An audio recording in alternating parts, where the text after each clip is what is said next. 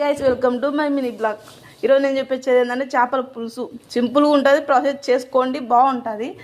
మట్టి కడాయి పెట్టుకొని దానిలో కొద్దిగా ఆయిల్, ఆనియన్స్, టమాటా మగ్గిన తర్వాత కొద్దిగా అల్లం వెల్లుల్లి పేస్ట్ వేసి బాగా మగ్గనిచ్చి కొద్దిసేపు దాంట్లోకి మళ్ళీ కొద్దిగా ఆనియన్, పచ్చిమిర్చి వేసి బాగా పేస్ట్ చేసి మెత్తగా దాన్ని కొద్దిసేపు నూనెలో మగ్గనివ్వండి ఫ్రెండ్స్.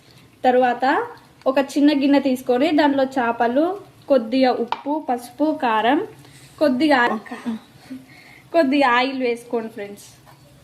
స్టార్ట్. ఇలా ఒక చిన్న గిన్నె తీసుకొని దాంట్లో చేపలు, తగినంత ఉప్పు, కారం, కొద్దిగా ఆయిల్ వేసి మొత్తం కలపండి. అవి ఏగే లోపల ఇది బాగా ఉప్పు కారం పట్టుకుంటుంది చేపకి. ఆయిల్ వేసి చేప విరగకుండా ఉంటుంది. కొన్ని వాటర్ పోసి కొంచెం మరగనిచ్చినాక చింతపండు నీళ్ళు పోయాలి.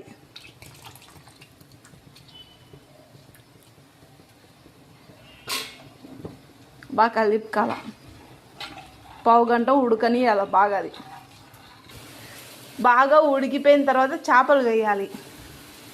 ఇలా ముందుగా తయారు చేసుకున్న చేపని దాంట్లో వేయాలి. నువ్వు చెప్తావని నేను చెప్తే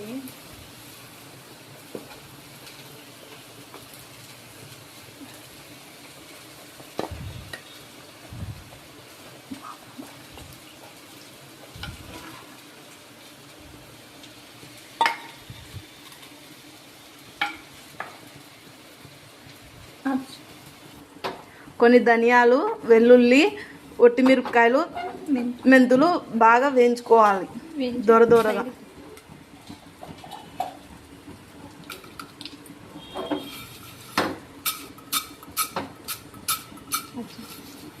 ఫ్రెండ్స్, వెళ్ళాక మనం ఏంచి పక్కకు తీసి పెట్టుకున్నాం కదా, దాన్ని మిక్సీ పట్టుకొని ఇలా లాస్ట్ దించే ముందర ఒక 5 minutes ముందర కలిపేయండి.